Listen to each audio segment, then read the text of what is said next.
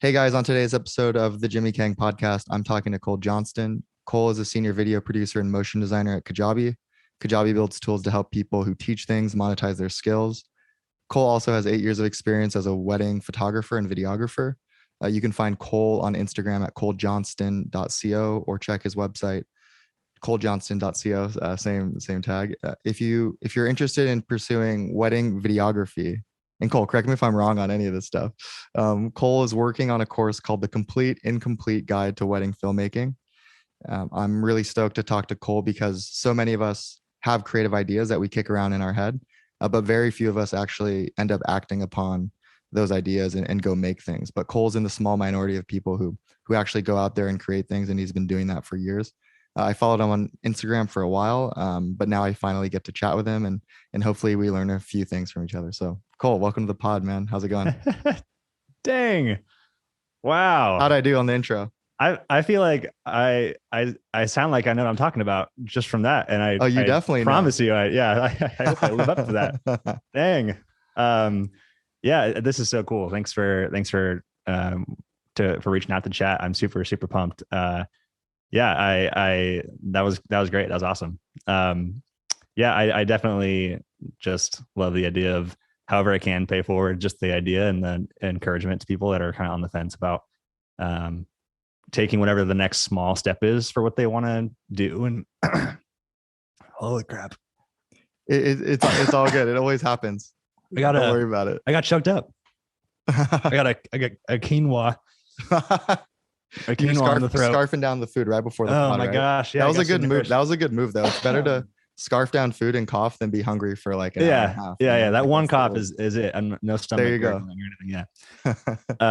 Yeah, I'm super excited to be here and to I love the idea of however I can just paying forward the encouragement I can to someone who's maybe where I was 3, 4, or 5 years ago, kind of looking for like the next small step or big step to taking what they are passionate about or good at, or just feel like they can make into something bigger than just a hobby or something they just know a lot about. And so, yeah, hopefully someone listening can maybe see themselves somewhere further in what they are good at or enjoy doing after hearing us chat for a while. So yeah, I'm stoked to be here. Thanks for having me.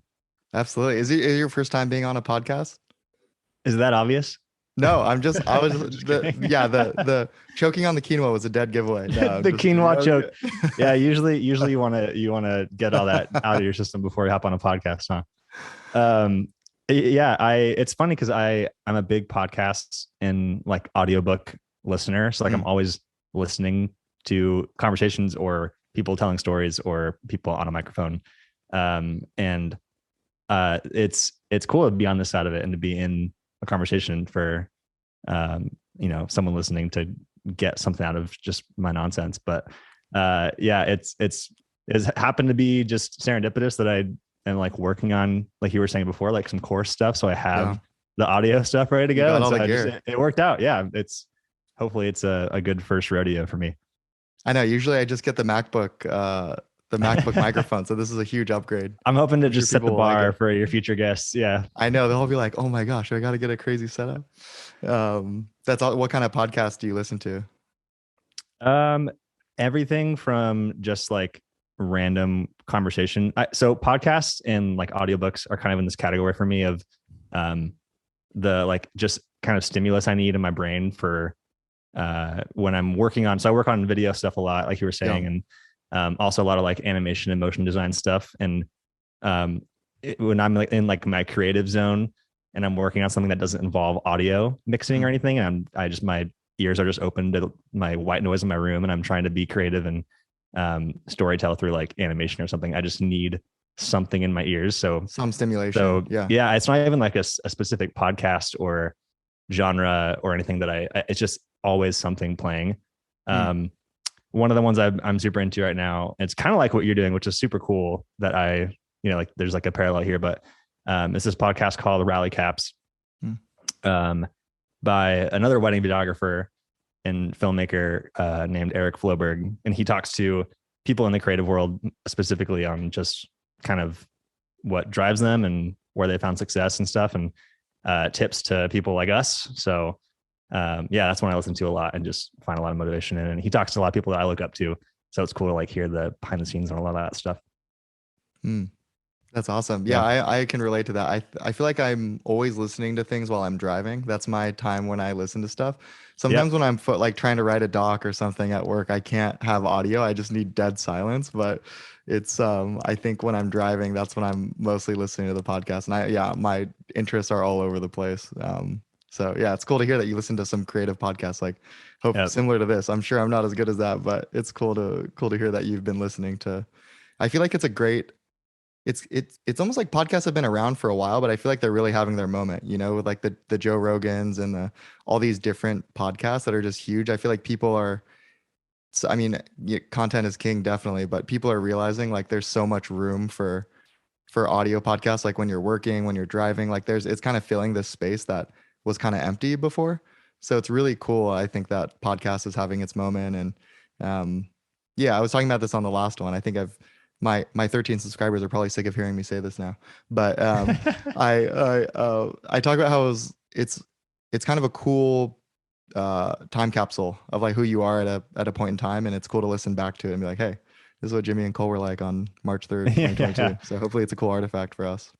Yeah, totally. And it's like kind of like the next us a year from now will probably be held accountable to some of the things we like talk about that we're dreaming about now for That's where we want right. to go and like what we're like. If I'm talking about something I'm excited to work on now and I'm not even any further from towards completing that task a year from now, and Yeah, I listen back to this, it's going to feel awful. So it's like a time capsule for like where we were in this point in time from like the things we've accomplished so far. And then hopefully for myself and for you and future guests, it's just a cool thing to compare a year from now to look back and say like, oh gosh, yeah, I had no idea that the next year I was going to do 5 times as many cool things as I thought I was going to do when I was talking to Jimmy.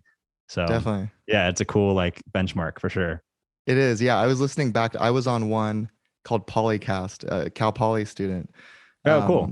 who, yeah, and so I was a guest on his show, and it's a short one. It was like 20 minutes, so um, it was lightning fast, but it was cool to hear myself talk, and I was so amped up at that moment. I was like hyped. I was like, okay, here's all the things I'm gonna do. Like I was just on a really good streak, and I wasn't feeling like that when I heard back to it, and it was just cool to hear. It made me amped up because I was like, oh man, I'm that person when I'm like kind of at my best state. So um yeah, hopefully we get some good stuff to reflect on in the future, and you come back in a year, and we can kind of Yeah. laugh at ourselves. But it's Yeah. I okay. can't So wait. I gave you like kind of like kind of detail, but also 50,000 foot view of Cole Johnston. Like, how would you describe yourself, what you do, what you care about? Yeah, I would say I am all over the place, but in a way that luckily just for the type of brain I have and like the mindset I'm in with like work and how I see work and like hobby type things and just the things I'm like ambitious about, they all kind of align very closely with just like things I've always been interested in. And I've been interested in so many things. Like I'll get into something and I go all for it for like even if it's just like a week and then I'm just kind of over it, or like no Mhm. matter what, I just give everything a chance that sounds interesting to me. So I'm always just like it's kind of funneled into creativity a lot more in the last few years and with video and photo and stuff. But yeah, so I'm a nutcase, but like in just the fact that I am always like working, but it never is work. And Mm. so I would say I'm a storyteller, but more specifically, just I want to preserve important stories for people and myself. So not just, like commercial work or whatever, but like things that matter a lot to people already. And kind of like we were saying, a time capsule, like I'm really passionate about capturing and honoring and preserving the things that people are going through and experiencing or building or excited about or important moments in people's lives, like with weddings and stuff, and capturing that to preserve and honor for the future. And yeah, and like be just creative and problem solving too. Like I just love like I'm at a software company as well on their creative team, and it's totally different from the like wedding world, but getting to like creatively solve problems and show, not tell, and like take a software or like problems that are very technical and like use creativity to show them to people that don't understand that kind of world. So yeah, I'm a just kind of creative thinker, and now I attack problems and how I escape from the world, especially right now. And yeah, I just family's all close. I'm in California. I love to surf and just be outside and adventure. And yeah, it's kind of a nutshell. Just I'm always thinking about something that's what's next, or being creative, either if it's like just for me or for people, or no one ever sees it. Like I'm always trying to not just sit and be as much as I can, not like watching TV or just like going totally numb, but like going out and make something meaningful or shooting film or whatever. So yeah, that's kind of where I'm at all hours of the day. Awesome. Yeah. So it's interesting because in your day job, you're creating things. And then also in your company that you have where you're a videographer for weddings, like it's both creating. It's like nonstop creating. It's like for me, my day job is I'm a product manager at Ancestry Tech Company. And it's just like my day job is very like analytical. It's like I'll design experiments. I'll like pick success metrics. I'll like work with a designer engineer to build the thing. I'll launch it. I'll tell everyone the results, and then we'll make it. It's like science experiments all day. Yeah. And then when I'm working on podcasting, or I also work on a bit of music, it's like me. I like that. I feel like I don't belong in that world. It's like I have no right to podcast. I have no right to make music. And that's what I think is kind of cool about it, is like it's like I'm kind of in these two worlds. And I think it also gives like one side of the brain a break, I guess, in some regard. Do you get that like from your day job versus your company? Like, do you feel like you're working different muscles and getting different skills from each of those? Yeah. It's funny because I wanted to go into like a much more scientific field. Like when I was in college, I was studying like kinesiology, and I wanted to go into physical therapy. And so like I was for so many years very like in the left brain camp, and the creative stuff was like the hobby to kind of just step away from that and to refresh myself, and to just like recenter myself and feel like I wasn't just drowning in the numbers and the textbooks and the problem solving and in the just memorization sense, but like going and just making things like just felt so refreshing to me. So but I didn't think I would ever want to do that either in school or as a career, because I didn't believe like it was the thing I did to like kind of balance the career and or like the school stuff at the time. And I was afraid that if I just did that for everything, if I was just like pursuing creativity in school and at work, and I started to resent it, or I just got bored of it, then I didn't have anything else that was mine to like refresh and like recharge with, besides just like naps.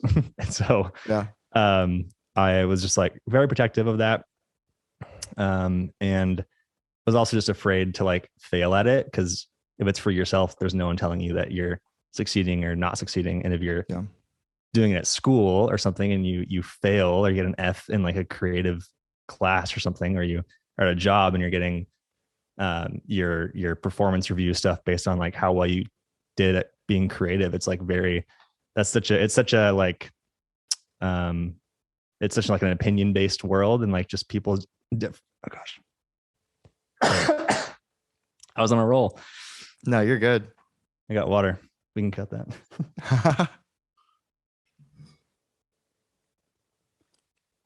Thank you for sipping with me in solidarity. There you go.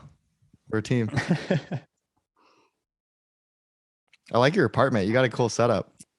Thanks. Got the guitar on the wall. You're built for podcasting, man. It's funny. This is my like, is my little humble 1-bedroom abode. But when I was getting prepared for the course that I was filming in here, I was like, I like moved stuff around because I only have so many corners I can shoot into in this small space. So I was like, I just got to make one corner that works for on camera, and it works. It happened to work for the podcast as well. So this is the corner that you would see if you were in that course you mentioned. But it's so funny film setups, right? Because you have to like awkwardly create space for, and it's like always the like least space efficient thing, because you got to like point it at a wall. and then you got to put Yep. like a desk or whatever like in between you and the wall, so it's just like a ridiculous amount of space, and you're like, Yep. all right, this room is useless now. Like it's just a film, Yeah. you know? And there's Yeah. like there wouldn't be like, this is my living room behind me. There wouldn't be a desk right here in your house. You know, Right. like Right. it's totally staged, but Right. I'm not gonna like my laptop's on the kitchen counter, like the island overseeing the living Yeah. room. Yeah. Yeah. But it's just like that's the world we live in now, is you're just kind of making what you can with what you got. You make do. For your Yeah. background on Zoom or whatever. So That's right. but yeah, so I going back to the finishing that point, I as far as balancing the wedding stuff with the creative stuff at Kajabi, um, it's different because, and they do balance each other nicely. It's not as much like with it in school when I was pursuing more of the STEM kind of like math, science, the kinesiology stuff, medical classes and everything. It was like I realized that I just started to take more and more little risks towards pursuing this kind of thing for everything. And we'll touch on this later, but yeah, so now with it all being creative and all very right brained, at work, it's awesome because there's so much more like team dynamics in play, and there's so much more like feedback, but very encouraging feedback and open listeners. And it's like you have a creative brief that comes in that has goals that they're trying to reach, and things they're trying to communicate to people. And every brief that comes in is for a different demographic. And so it's cool to like this is for this person who's trying to learn this problem, and I have this one creative skill set that can help this one part of it for them to get past this difficult concept and understand this part of the software. So that in itself, and the problem solving, and like a lot of the animation stuff is very just like mathematical, which I had no idea when I started doing that it was going to be just so much calculations and numbers and velocity and stuff. But it's like a cool thing to learn about. And so yeah, and I still do like the weddings and stuff and like going out and shooting film on the weekends. It's just like for me and not fulfilling a brief per se. And it's just like my own thing. So they still balance each other nicely. But yeah, I definitely wouldn't go back to the like very mathematical or like scientific or business world if I can avoid it at this point. Yeah, no, that's interesting that you talk. I think that dynamic is so true. And another reason why I like having a foot in both is like when I'm working on my own stuff, when I'm working on, a song, like I completely control that thing. And like I don't have to hear other people's input about it. I can just make what I want. But then when I'm working at work, it's like you're in this ecosystem of other people, and you have to get feedback and make changes, and like you don't entirely control the thing. And it's interesting because you kind of get added abilities because other people have pieces of expertise that you don't have. But then you also sometimes get like maybe feedback that's not helpful, or feedback that makes you afraid to pursue an idea that is actually good, and like you just needed to not question it in order to try it. So it's like it's interesting, you kind of get like benefits to both. But yeah, I think it's definitely nice to have your own space where you don't have to like question it. And like, not that working, like I work on a great team as well, but there's something nice about working on your own thing, and it's kind of protected, and it's like your space. Yeah. It's good to have that. I think that balance for sure. Yeah. And on a team too, that like you have people that are encouraging you to try something that you think you're going to fail at, and that are telling you like, hey, if you fail at this, it's okay, but just see what you can come up with and go for it. And there's so many things that I set out to accomplish at work, and things that I set out to learn and implement into our brand stuff that I would never on my own just decide like, I'm going to go learn how to, render out this 3D material on my own right now. And I would just never pursue it because I don't know how to do it now. I don't know, like need to know. So there's no one pushing me or nothing that I need to solve that requires that. So I'm just never going to learn it. And I probably can't do it anyways, because it's like the software I don't even know yet. So whatever. So having a team that, and this obviously depends on where you're at and where you're working and the team you have, but I've been very fortunate to be like around people that are like, yeah, like you just try it, and whatever comes out of it, we'll either use it or we won't. But if we don't use it, we'll give you the open feedback of why and what could have been better, or what to try for next time. And so, yeah. And then they're both like practice for the other thing. So you're like practicing the problem solving, the communication at work to then, for myself at a wedding, be a better communicator to the bride and groom or the team I'm working with there of vendors and coordinators and DJs and stuff. And like just being a better team player. And I'm taking that creativity and bringing it back to work. So yeah, it's very like harmonious in that way. Yeah, there's this YouTuber I follow. His name's Johnny Harris. I don't know if you've heard of him. He made a lot of travel videos for Vox, and he has his own channel. Him and his wife are both creators, and he talked about this idea of he called it, like, the video is titled "How to," I was just googling, like, how to force yourself to learn stuff, and he came up with this idea of what he calls excited accountability, which is like he's working at Vox and he's like, okay, I want budget to make this piece about I don't know, some travel piece. It was like a new style at the time and no one had ever done it. And the guy's like, okay, but you have to record it, you have to edit it, you have to do everything. Like, and he didn't know how to do any videography, he didn't know how to edit, he didn't have to do animations, anything. So he's like, okay, deal, like give me X thousands of dollars. And the guy's like, okay, fine, like you can do this, but if it goes bad, like you're never doing this ever again. And he's like, okay, cool. So it was like this weird. And so then he started learning, Premiere Pro, and he started learning how to like create animations, and he started to learn how to record and audio and like all this stuff. And it was like, it's almost like you're doing this school project that you signed up for and you're excited about, or like the teacher just gave you this assignment that you're like amped on. And then it's like, okay, I want to learn these things because it's like I'm kind of anxious to show this like cool idea that I have. And it's like, it's almost like gamified learning or something, but it's yeah, and there's a good threshold, right? Because if something's like way over your head, you're not going to be able to do it. But if it's within your realm of like something that you could learn, and you have like some reference points, then it kind of it's like Rainbow. He equated it to like Rainbow Road, Mario Kart, right? Where you like you get those fast patches.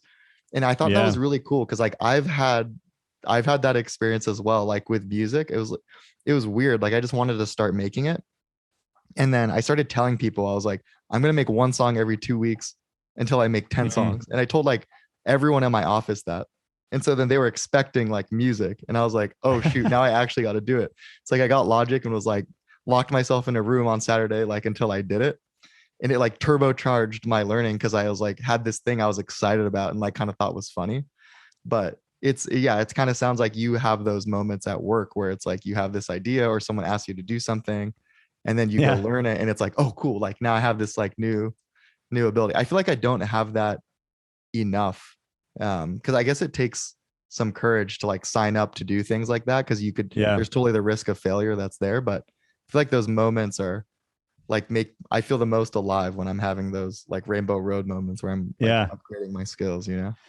Yeah. And it's not to say that you need like to be in a workplace with specific teammates who like keep you accountable, but like it kind of starts with you, like yourself realizing like, hey, I think I can accomplish this thing, but if I don't share it with anybody, no one's going to know that if I do it or not, or like, it's not going to be a demerit on my like ability if I don't accomplish it because no one knows about it. So like there's no accountability needed. And like, even if it just starts with like your best friend or your family member or something that you're just like, hey, like I've been seeing, this specific like Super 8 cameras. Like I just want to start filming with those and, or like this really specific way of shooting this part of a wedding or, so, and like, no one would know that you're thinking that. And in the workplace, like a lot of times it starts with myself just being like, yeah, like I've seen this thing in different brands. Like one memory, like one thing and specifically I can think about is on our like in our software.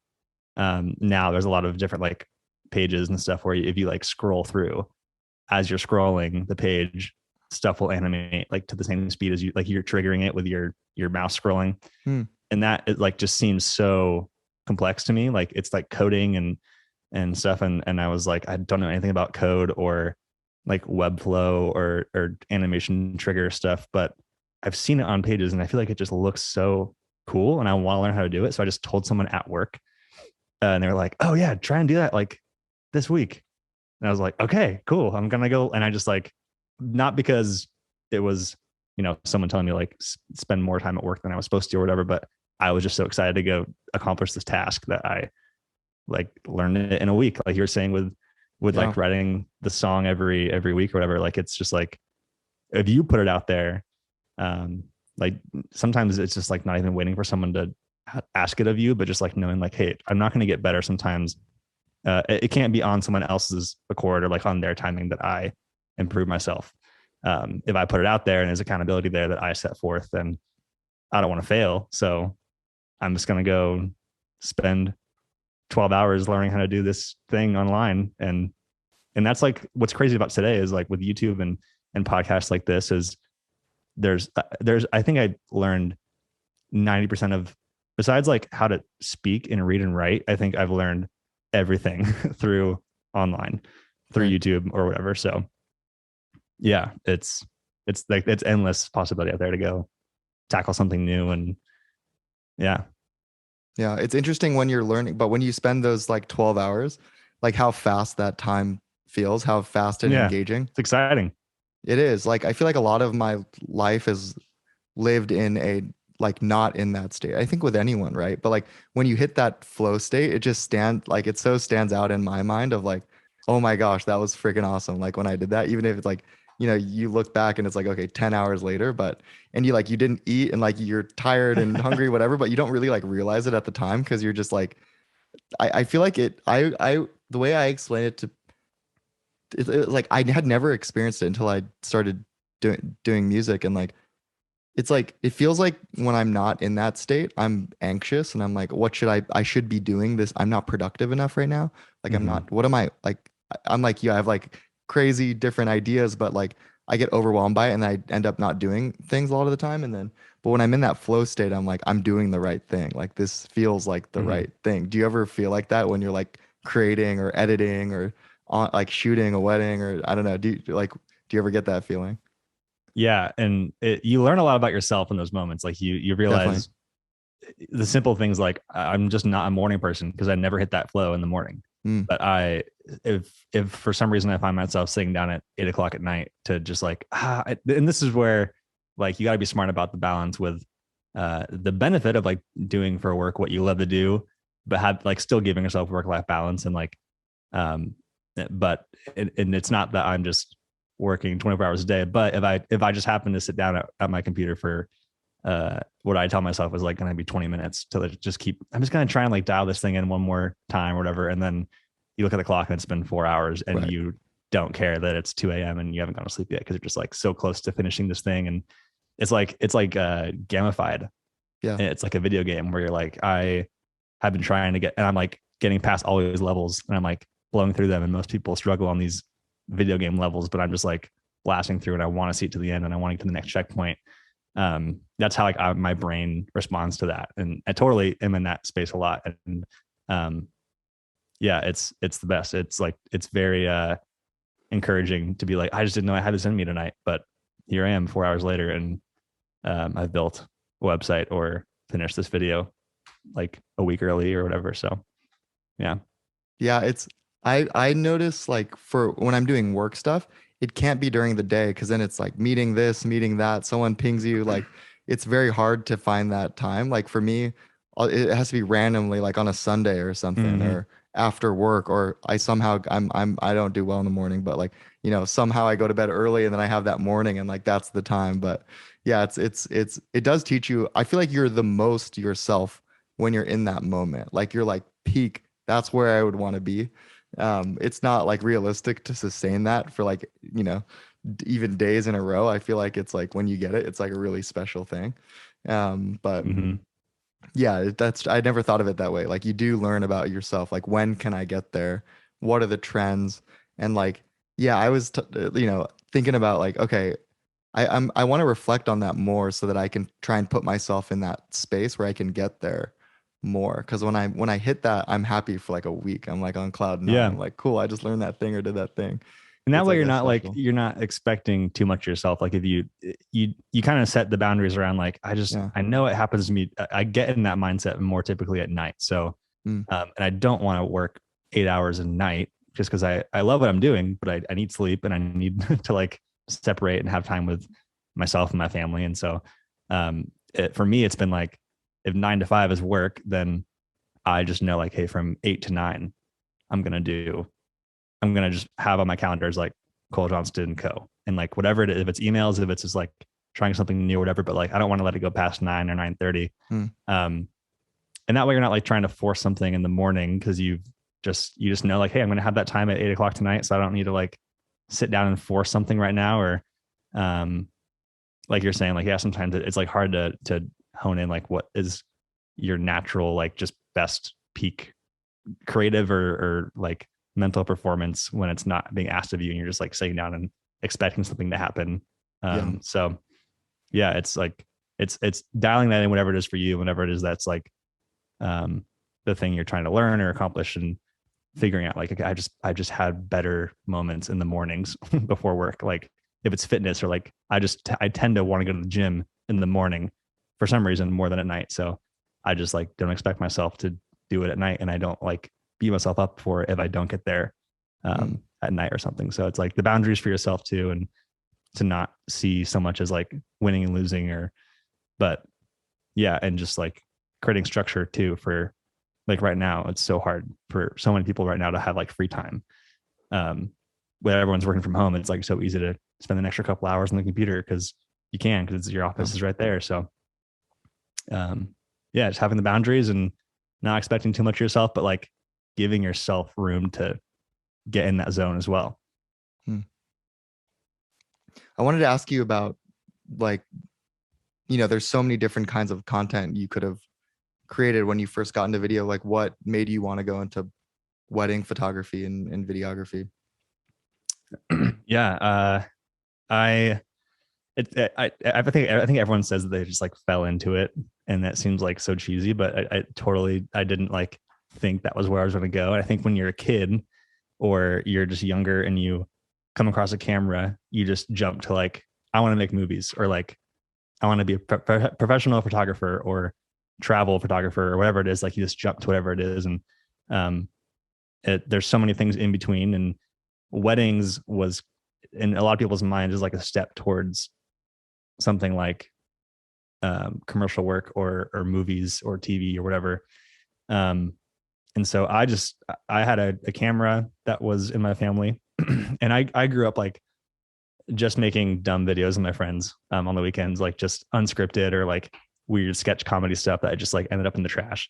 Mm-hmm. It was just fun. And like skateboarding, like I would have a camera on me all the time, like at the skate park, and would like edit together the skate videos with music and put them on YouTube and get 6 views. But like, that's awesome. It was just the best. So yeah, that's where like it first started for me, as being like, gosh, I just enjoy getting a story out, and whether people like it or not at the time, I just didn't care. I just wanted to like just make something and put it out there.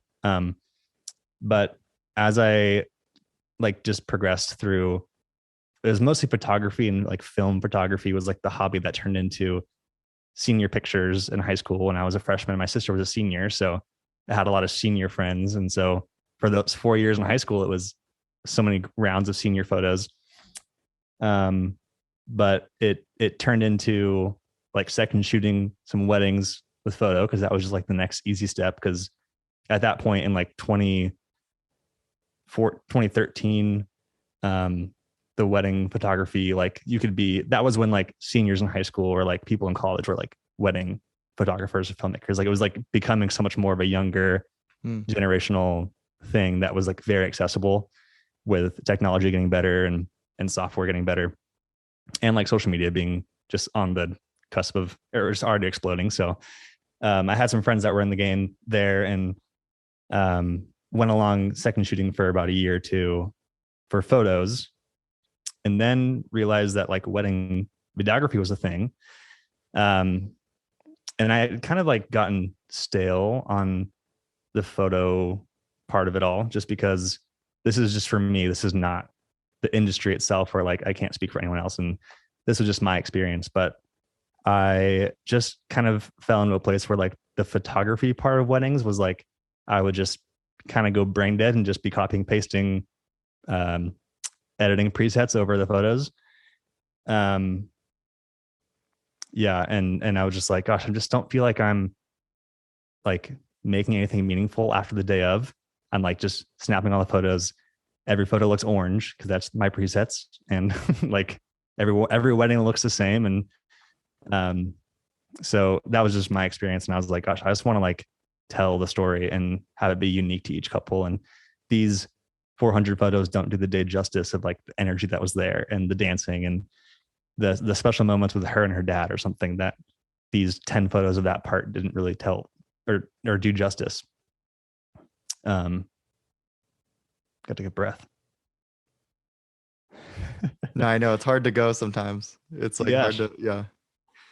But yeah, so I started doing photo and video, and it was kind of like just whatever I was hired for the day. I was what I was doing, and felt just so much more fulfilled by the videos I was doing. And it kind of got in at a point where there wasn't like wedding videography wasn't really like such a thing yet, and it still was like very much in its early stages compared to like photography. Both of them, even like they're so accessible now, and there's so much opportunity there for anyone looking to jump into the creative world. That's like such a great place to start and meet people. And but yeah, so that's like all I do now is wedding video, and I stopped there because the stories were so meaningful, and any video work I would go on to do past this, like for Kajabi, we'll go and film TV commercials, and worked on some cool stuff there, like around the country. And it's really fun, and you're meeting a lot of cool people in the industry, and it's so cool to like celebrate. Like it's so fulfilling to me there, because it's the people that use our platform are creative people also. So I'm like getting to go champion their stories, and like I just have a connection with them. So it's, for me, it's a very meaningful story to tell. But if you're going and filming commercials or ads or whatever, and it's like that's the kind of thing that people just want to skip through. Like people don't want to watch the commercial or the ad. They're like waiting for the skip button to pass that part. And that's like 3 or 4 months of your work that is, and potentially hundreds of thousands of dollars that are in the budget for that. And people just want to skip it because it's not what they're signing up to watch. Whereas a wedding piece of content, video or photo or whatever it is, like it's just like, it's something that people have signed up to receive, but also like they understand like this is the most important thing they will ever have captured, and they're going to watch it like hundreds of times over decades. So, and like just when you deliver it and you hear that first response, you know, the next day that they're in tears, or when they text you a year later, like, we just can't stop watching it still, and just want to let you know, like, this is the best thing we've ever received. Like, it's just such a different, meaningful story. And you're packaging up the legacy of this day and this couple and their families, and you're capturing like grandparents and dynamics that maybe won't be around in 10 years. And you're also like telling a story for when they have kids to like show them what they were like when they were 25. So there's just so much there and it's always unique. It's always different. But yeah, I've stopped there just because it's the other thing too with this versus doing like commercials or movies or TV is like, it's just me. And there's a lot of trust put in myself to just like run audio, run editing, run color, run video and everything. And so there's a lot of like responsibility, and like your personal touch is just like your signature is on every single video. And so it's very fulfilling, and it's a time capsule of your own creative growth. Yeah, but I love it. That's awesome. No, I watched some of your videos on your website, and it's cool. It's like when I was, it's so much richer than a set of photos. Like the video and the story that you tell. Like I felt like I was there for some of the weddings, right? You can see the dancing, you can see all these things happening, and it's like, yeah, just that like you craft this story. It's like a movie, and it is a movie in and of itself, right? It's like an end-to-end story, and it's so satisfying. Like even me not knowing these people, but just like watching this story, it's cool to see. And yeah, that I can imagine that would be cool for you, you know, as you're growing over time, just seeing the quality improve, the quality of the storytelling. Like you probably try things that, you know, don't work, and then you kind of adapt your style over time. But it is cool. It's like like NPS 100. It's like people would love that, you know, versus a commercial with like NPS 0, right? Where people are skipping. It's like that's maximal like happiness of, you know, that you're bringing to someone, and it has like infinite replayability for them and their families. And even other people who were excited about their own wedding, or, you know, people who live like vicariously through them. It's like inspiration for them. So Yeah. like, that's cool. I never thought of it like that, but you're capturing like a lot of people's most important day of their lives, or, and yeah, that's really cool. I love how you talk about it. And the goal too, like it's not just a stepping stone towards a sale for a company Mhm. or like um box office or whatever. It's like the goal is just like you just were there and you were a servant to them and you were someone they remember being like such a great teammate to them on their big day. And now like you just being there and serving them well and being their best friend that day, and like that's half of it as well, but also like giving them their video and having the moments honored through the audio and like what you choose to include, and then just handing it off. Like that's it. That's, you accomplished 100% of your goal, and most times blew it out of the water. Um, Mm. and with video too is like so much less expectation. Like people, one of the main questions I get before, like as we're booking and going through like the contract and stuff, is like, what can I expect to like see in the video, or like how do you structure it? What and photos is like, for me it was just, yeah, I have my like 10 presets I kind of made over the 5 or 6 years doing photos. So here's what your photos are going to look like. You And know there was what never shots you're gonna like, get. Yeah, you know what down you're the going to aisle. get. Yeah. um and so the fact that video, it's like you can put your own style on it, like a little bit more so than in photo. And you can, the way you do like transitions and audio and music and your lighting and the way you are holding the camera versus like stabilizing, and but there's just so many more things you could do to it to make it unique to yourself and to be unique from other people in the space. But um yeah, and it's just like there's creative, it's more creative afterwards. So like you're getting to pick and choose what makes it into the story versus, you know, maybe what didn't or whatever. So yeah, it's super super cool. It's very much like very involved, at least for me, more so than the photo was. But yeah, I don't think I would want to do anything else. Like if I could do one form of freelance work forever, I think it would just be weddings. That's awesome that you found that thing. I think a lot of people are like doing something as a stepping stone to get somewhere else, especially in like in entertainment. They're like, okay, I'm gonna do this so I can become a TV show director or whatever, right? But that's cool that you found that thing pretty early on where you're like, okay, I want to do this for a long time. Like I think Mm-hmm. that's rare and that's really cool. So when you're like capturing, do you have a crew of people, or like what is that like on the day of? Yeah, for weddings specifically at this point. Mhm. Yeah, like so it's mostly me. Um, there's, again, because video is a little bit newer, Mhm. and it's a little bit more involved the day of, like there's so many more moving parts. It's helpful to have help because there's like, if you have just one person to help you and they're just like in charge of audio all day, that would be so huge. That would be like so much weight off of my shoulders to just have someone Mm. who's there, like just to hit record on the audio. But that's like something that's hard to justify bringing someone along to pay for, you know, $50 an hour to hit record on audio. But like Yeah. it's tricky because it's not something that people have as much experience in yet, as often as you can find someone who has experience a little bit in the photo side of things that can come help you shoot a wedding photo, a second shooter kind of thing. Um, but like the thing with video now is like the cool thing is because you can edit it afterwards. Like I can have someone come who's like my girlfriend, actually, she's really getting into like um the creative stuff. Like she loves, like she has a camera all the time on her and shoots a lot of like the film photography as well. And she Awesome. has been saying like, she's coming to help me out a bunch this year.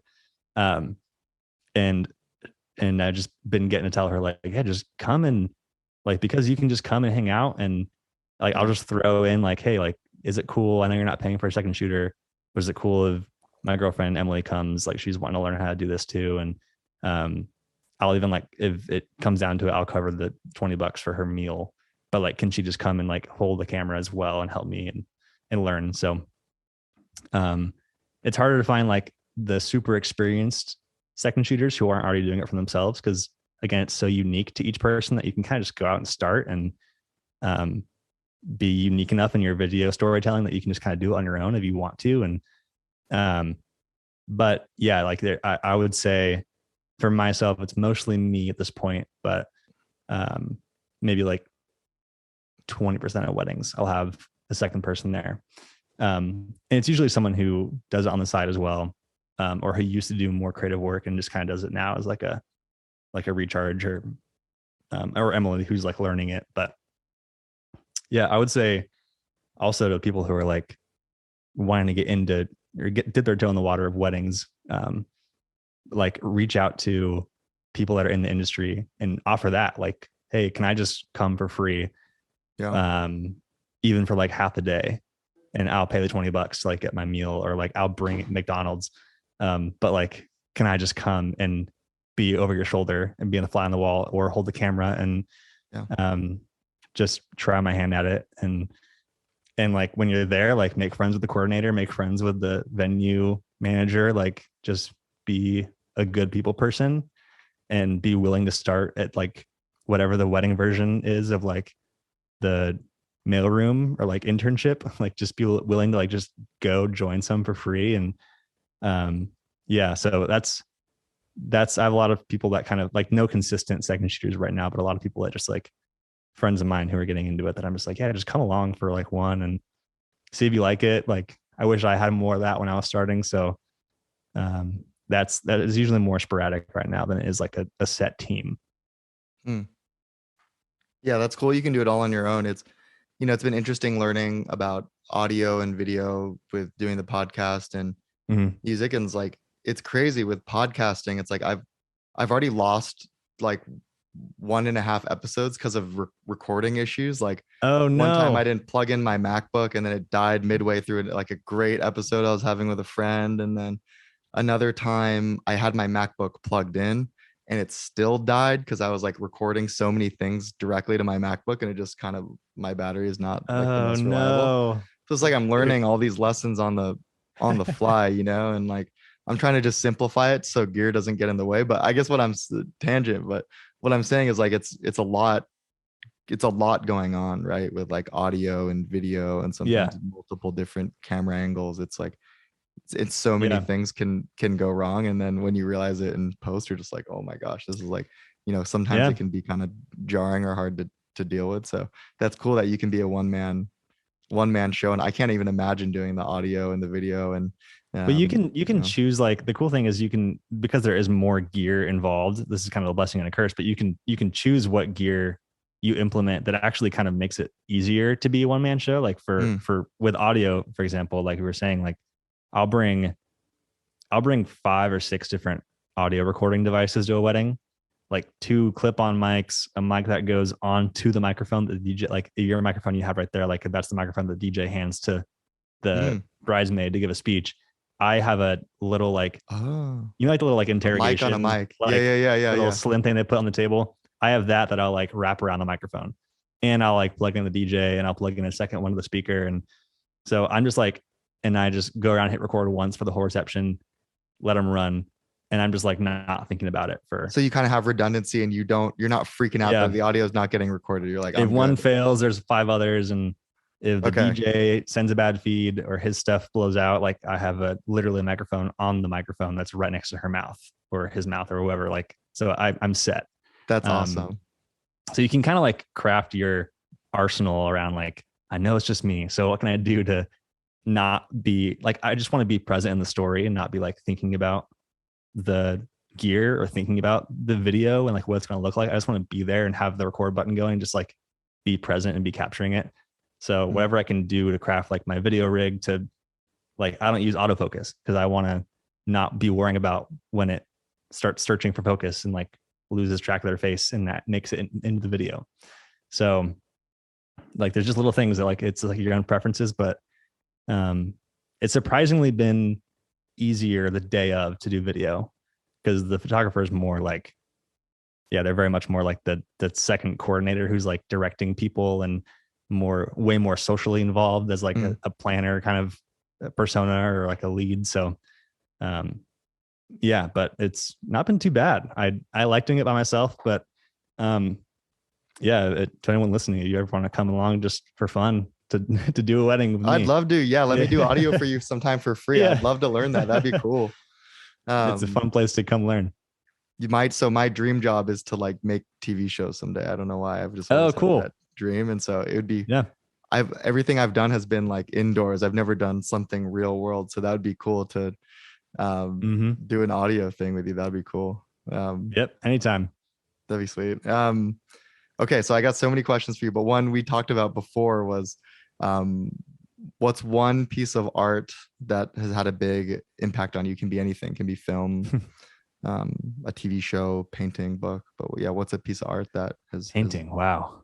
Yeah, what if I had a that painting? One's that was a little like Starry Night. That one really got That'd me. be insane. I wish I had I wish I knew more about like traditional art and had like fine art. Yeah, we'd sound fine real art, smart yeah. if we picked some like Spanish painting or something. Right? Meanwhile, I'm over here on just like the stereotypical bandwagon, like just feature films of the last 3 or 4 years. But no, that's a good one that I like. It's one of the only movies I have on DVD in my apartment, just because I am like, if this comes off of the streaming services and I can't like rent it or anything anymore, like I just want to be able to pop it in, just like be inspired all over again. I love that. Is La La Land from I think 2016 or 2015. Yeah. That movie is so like you suspend your disbelief for so long in it, and like it's so emotionally driven, and like the choreography, the directing, the camera work, of course, like the cinematography, it looks amazing. The performances, but like the fact that it communicates so well these thoughts of, and it doesn't go where you think it's going to go. It's just so like real, but like the fact that it's this couple in love, and the fact that they're just like in a museum, and all of a sudden they're just like slow dancing in the stars. You don't even like think about it as being, that's insane. That's so bizarre. Like, why are they all of a sudden? But like, because that just communicates how it feels to be on a date with somebody, and to like be on a first date and be in love with someone is like, that's how the director showed it. And you're just instantly just like, oh yeah, that makes sense. Like I'm not reminding myself that I'm watching a movie. I'm like in this. It's so creative and so fun. And yeah, if you haven't seen it yet, finish the podcast first, but then go hop over and watch La La Land. Yeah. No, I've seen La La Land. I love it. Oh, here, let me give me 1 second. My dad's about to do the laundry. No, no worries. Tell him not to do.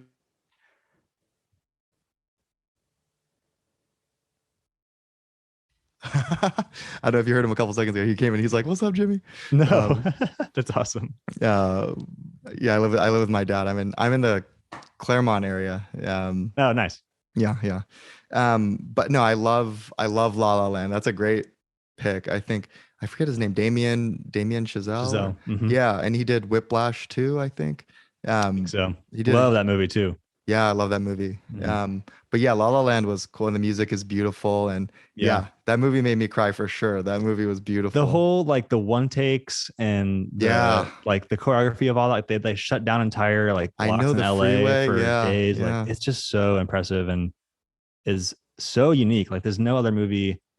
Is it? I mean, like it's not even like really. I don't like musicals, but for some reason I love that movie. And I wish I had some really cool pieces of like fine art. But like any of my friends watching would tell me like, dude, you didn't talk about La La Land. Like we know you watch that weekly, so that had to be the answer. Yeah, all the time. Very inspiring. Awesome. Yeah, no, it is. He's found a way to make musicals like, I don't know, not cheesy, not like the classic Disney kind of, nothing wrong with those, but it's not like a cheesy kind of musical song and dance thing. It's like really beautiful stories and really beautiful songs that kind of push the story along, and it's like really masterful storytelling. Yeah. So what about you with music? What's like, who's a musician or like a piece of musical work that you look up to or that inspires you or that you kind of keep coming back to when you need like a recharge moment there? Yeah, I think for me, thanks for asking that. I think it's, for me, Kanye is like my artist hero. He's definitely got a lot of flaws. But yeah, the piece of work that stands out to me a lot is Dark Fantasy. It's like the kind of like that's I don't know if you know that album. That the context on that is like, that was his VMA moment, right? Where he got on stage and he's like, Beyonce had the best video of all time to Taylor Swift, and he kind of looked like like a drunken idiot, and the world kind of canceled him before cancel culture was a thing. And then he was like I mean, he's kind of crazy, right? But he just convinced himself. He's like, I'm gonna die unless I make the best piece of art ever, and like get back into the good graces of you know, the world, or like, you know, people, my fans. So he like went to Hawaii and invited like Pusha T and all of his boys, and he's like, we're going into like a bunker and we're making the best album of all time. And like they all recount like how intense he was. It was like he'd wake Whoa. up, he'd work out, he'd go in the studio, just like focused energy. He'd have like 4 different studios of people working on different songs, and he'd go like Wow. room to room to room, and he'd be like, okay, we need to fly in this person to do like this part. And it was just like just a Dang. master at work and just dialed in. And like someone steps out of line, it's like you're out. And it, you know, it's just like he, like one song in particular that I really like on that album is, and I think it's like the, for me, best album of all time, like not even close, is Runaway. Because he's talking about like, I mean, the whole song is kind of like, you know, it's like the lines are like, you know, here's one for the douchebags, here's one for the a-holes. It's like he's kind of admitting to his, he's like leaning into that. He's like, yeah, Mhm. I'm kind of a douchebag, I'm kind of an asshole. Like, I did all of those things. But then he's also saying like I can make the most beautiful art that like no one except for me can make. And so there's like, it's like an admission, but it's also like I am who I am, and like I can still make beautiful, like my faults allow me to make these beautiful things.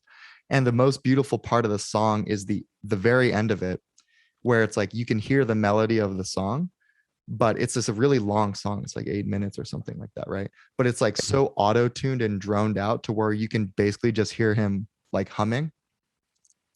And like the point of it, or at least like what some people have gotten out of it, I didn't at the first time I had to listen to like podcasts and different, you know, dissections to learn about this. But it's like him saying, like you can feel the emotion of it. It's like him kind of apologizing, um and like begging to get back into the good graces, and like expressing he's got like a lot on his heart to tell.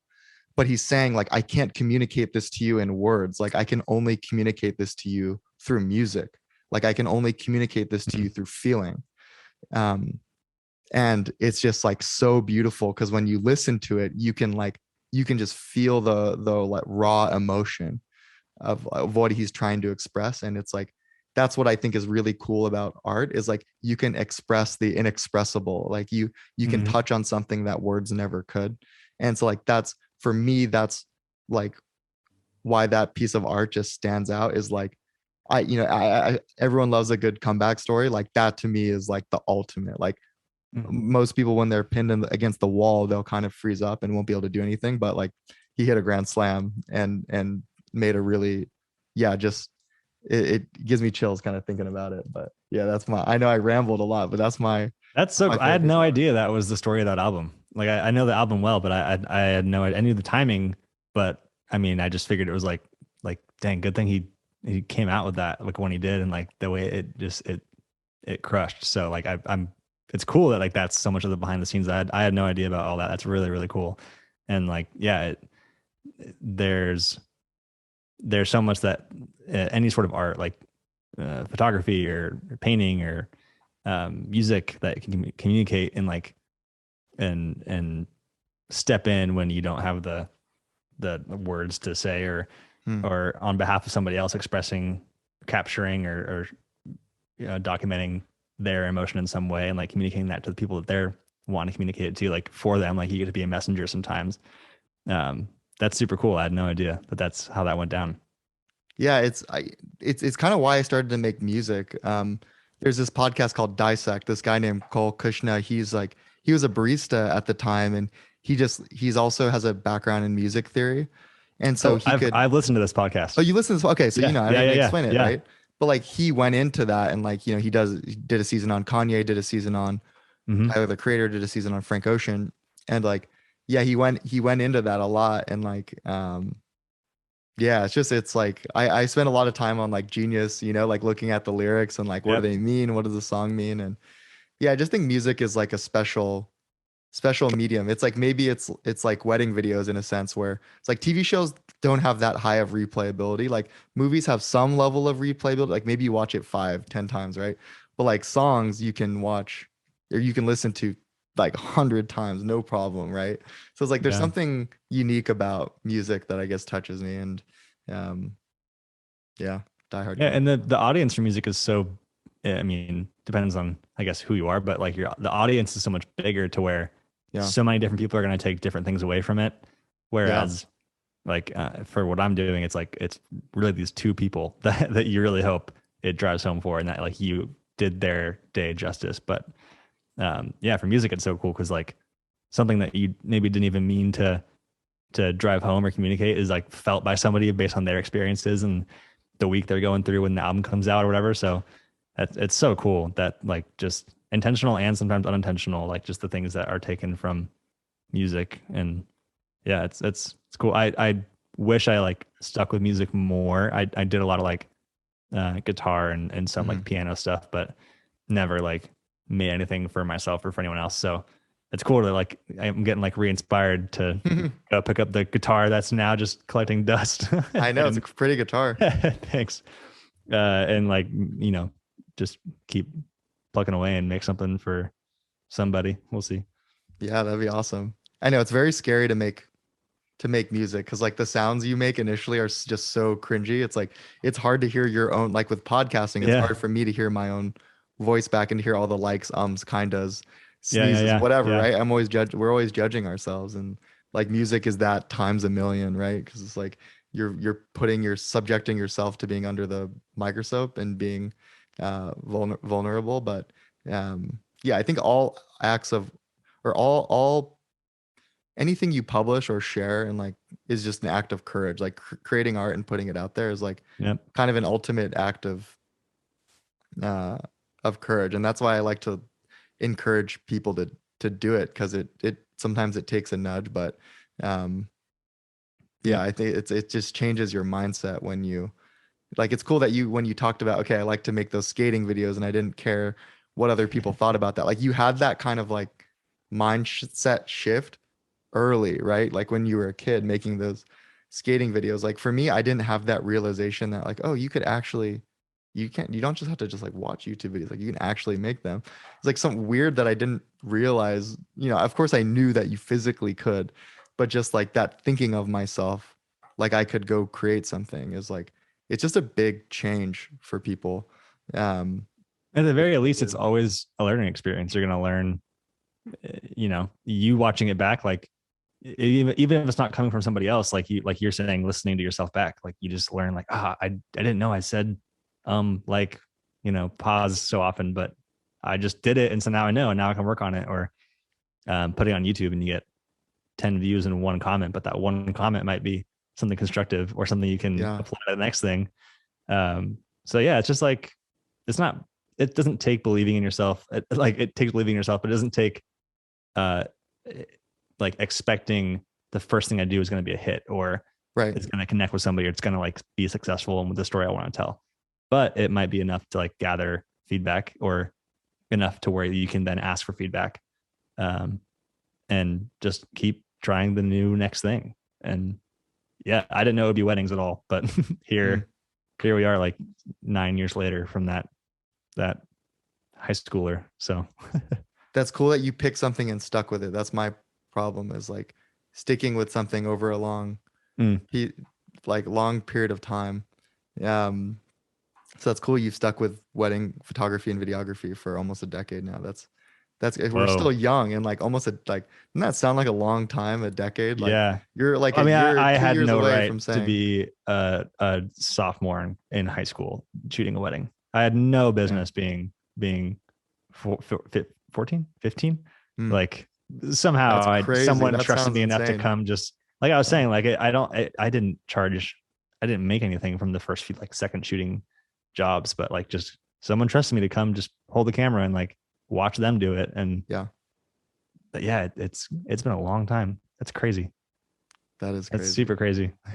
Yeah. How old are you now? Turning 25 in Okay. like 2 weeks. Okay. Cool. Oh, So happy almost birthday. I'm 27. it's 24. So yeah, very cool. But you were probably so much better. Like imagine how good you were as a 20-year-old. And if you would have just been like, oh, I have no business and then never did anything.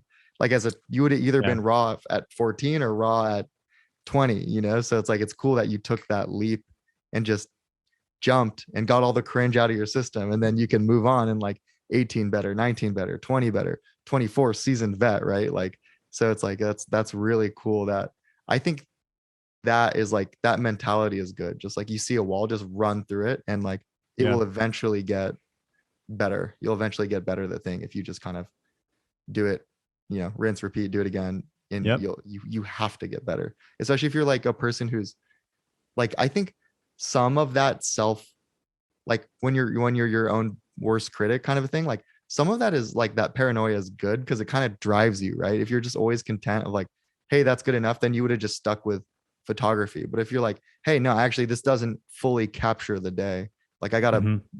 level my game up, or these transitions, they're not quite as good as if I did something else, like I gotta level my game up. Like some of that keeps us out of the game, but like that keeps us, I guess, going and improving. Like some of that is good. We have a, it's like in product, I'm a product manager, we have an APM who just joined, and he's like, he reminds me a lot of myself, because like after meetings he'll ping me and he'll be like, hey Jimmy, like, you know like I felt like I did A, B, and C and D wrong in that meeting, and like I just didn't notice it. I was like, oh dude, you're fine. But I don't say like, I kind of reassure him like, yeah man, you did fine. But then I'm not like, I think most people told me when I told them that, they were like, just like, don't be so hard on yourself, blah blah blah. But like what I told him was like, that like actually that kind of second guessing, like almost paranoia, or like just want like thinking how can I get better constantly, like that's actually a huge positive trait, because then you will think about things, like you'll see things that other people do and you're like, I don't want to do that, that's not a good look. And you'll see things that other people do that are great and you're like, I want to copy that. And then you'll see yourself and you'll just kind of constantly be adjusting, and like Mm-hmm. that's how you get good over time. So I think like some of the like survival instinct of like second guessing, oh my gosh, this is cringe, some of it's actually good. Yeah. Yeah. And it's not even like, sometimes it doesn't even take a technical skill. Like, oh, I need to, like, to get better, I need to go add this to my skill set this week. Or um, like sometimes it's just like, oh, I gotta create 5 more opportunities to try what I just did again. Even if I do it the same way 5 more times, but like what does it take to just do this twice as many times next month, Mm. or shoot 1 more wedding next month than I did this month? Or so sometimes like it for those who are like, I don't even know where to start, like technically, like with, if it's the camera or audio, or um in your career, your job, or in music, or whatever it is that you're like passionate about, and you're just like, I don't know what the next technical thing is I want to do, like just find ways to do what you're already doing more often, um and just get reps, like just be on the ground floor and just be there more than you think you should be. But it's okay, because it's going to be reps and it's going to be more opportunities for feedback. So if the one person you did a certain job for didn't have really any feedback for you, but the second person you did the same job for gives you some better feedback, you having created a few opportunities for yourself to do that same work a couple times that month gave you way more opportunity to hear from people that you work with, or to see in your own work, like, oh, I didn't notice this the first time I did that job, but doing it the same way today, I feel that I could be better at this part of the job.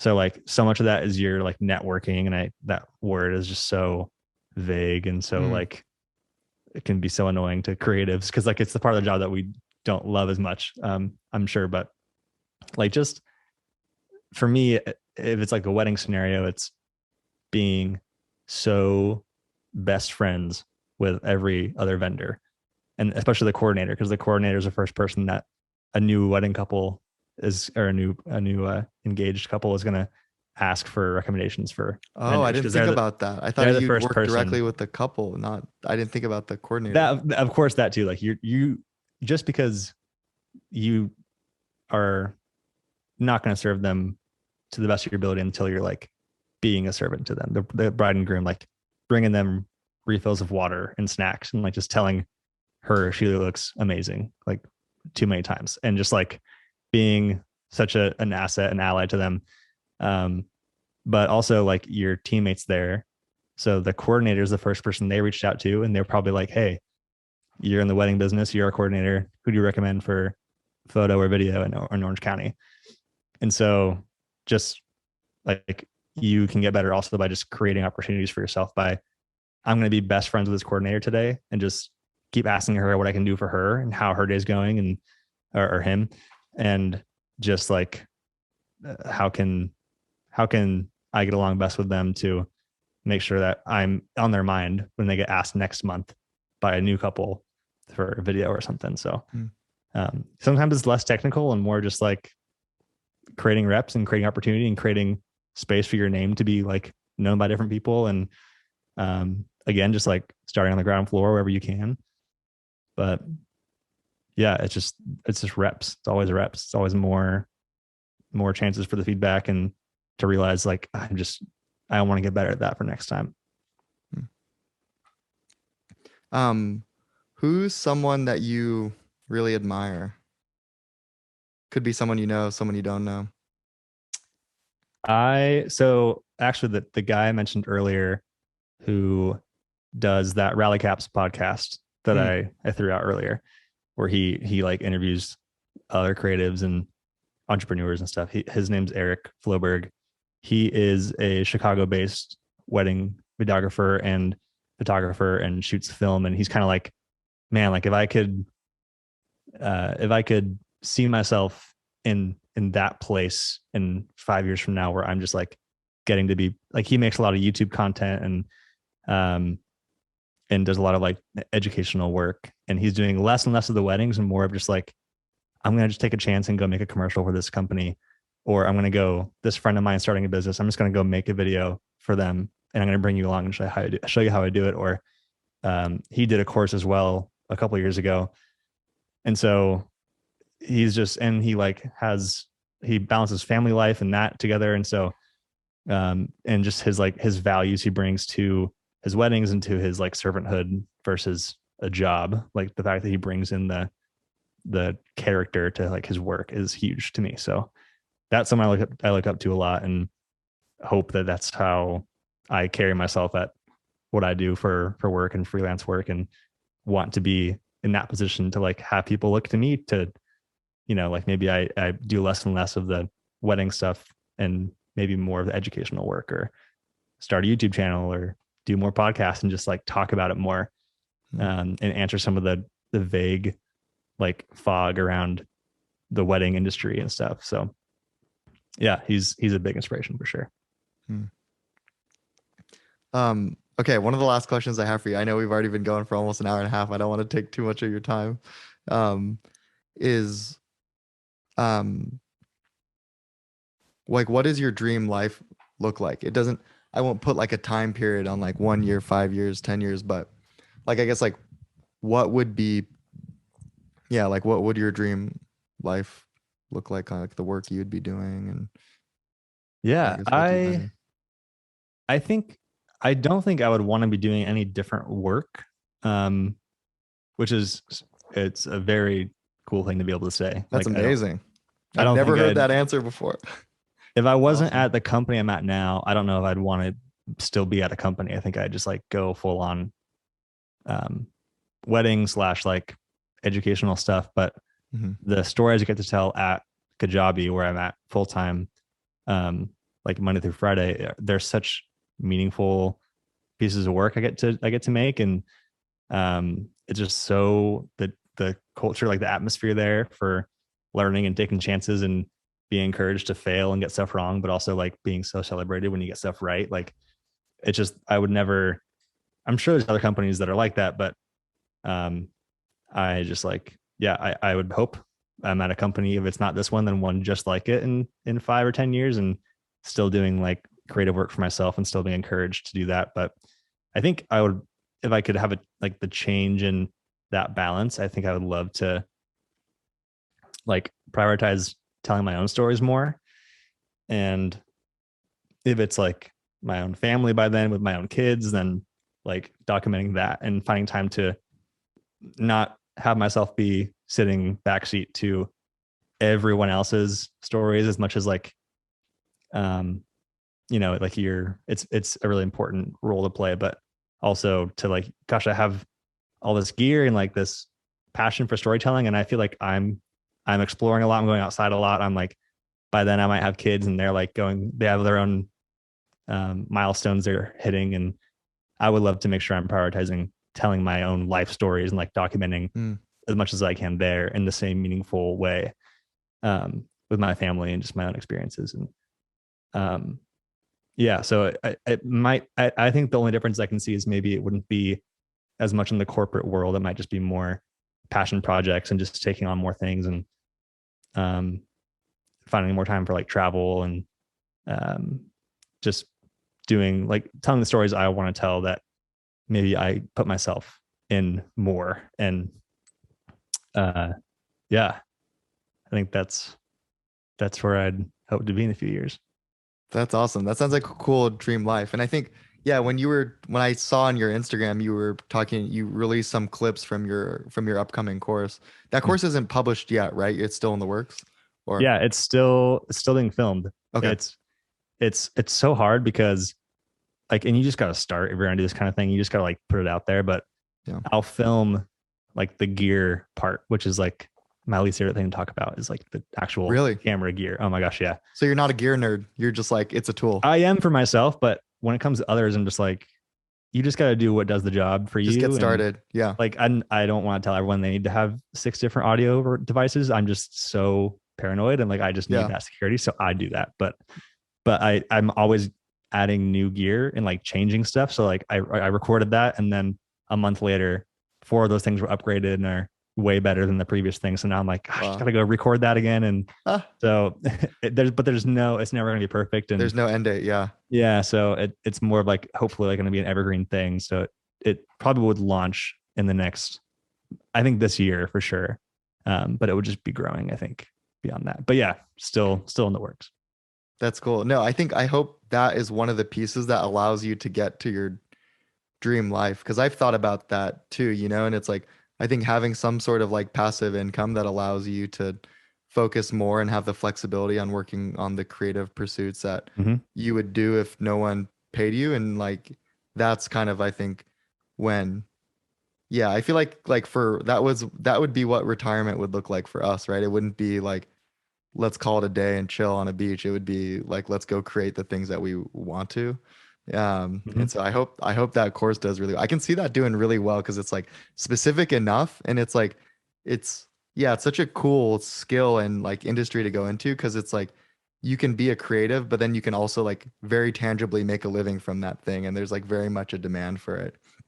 And there's a lot to like there's a lot to the beyond like the filming stuff. Like there's everything that I didn't know, from like what your contract should say and like how you should talk to the couple on your interview before, and like how your pricing guide and your like, you just like, there's so many things in there, and like how you deliver your content, what your communications look like after the day of. And yeah, like there's just so many little things that I got wrong so many times that and like there's like the taxes of it all. Like there's just so much of the behind the scenes stuff that is like, gosh, I wish I had someone to talk about with this before. So yeah, I'm excited to see if it can, provide value in that way to some people.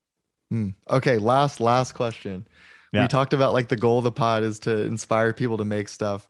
Like, what would you say to someone who's like thinking about making content or is making content, but is kind of new to it? Like, what words of wisdom would you have for them? I think with just creating content, I think it just comes back to like, give yourself room to do it, get repetitions in and do it more often, and give yourself the grace to like throw stuff away and not use it. But just like for myself, everything changed when I gave myself the 8 to 9 p.m. block every day to just like shut the world off. Which I just ran over. I'm so sorry. What's that? Oh no, this is it. This counts. Oh, okay. Oh, good. Good. This qualifies. I was like, oh my God, that's so bad. This qualifies exactly in that category. Great. But like, give yourself just room to like put your phone away and, like spend an hour a day and just, if it just hit record, put it out there, get feedback, reach out to people who are doing it and just say, hey, can I, if it's hands-on filming type of thing or whatever, like, hey, can I just come bring y'all coffee and hang out for the day on the shoot, or like come bring my own camera and get B-roll for free, or you know, can I hop on a phone call with you for half an hour this week, or whatever it is. Like, just find ways to communicate and be in community with people who are already doing it that you look up to. And so many of them, you'll be surprised, will be so down just to like chat on a call for 20 minutes, or have you come help for free. Like, that's huge. So get yourself just reps with people on your own, make time for it. And yeah, don't be afraid to just hit publish and get feedback and put it out. And yeah, I think it's repetition. It's starting small, taking next best steps as often as you can, and getting reps in for sure. Awesome. Cole, thank you so much, man. I learned a ton from you, and yeah, it's cool. It's inspiring to talk to someone who's a creator, and yeah, just thank you so much for your time. I really enjoyed the conversation. Yeah, thanks for having me. This was super fun. We'll have to do it again. Yeah. 1 year's time. All right, yeah, let's circle back. Let's see what movies we made, what albums we came out with a year from now. Sounds good.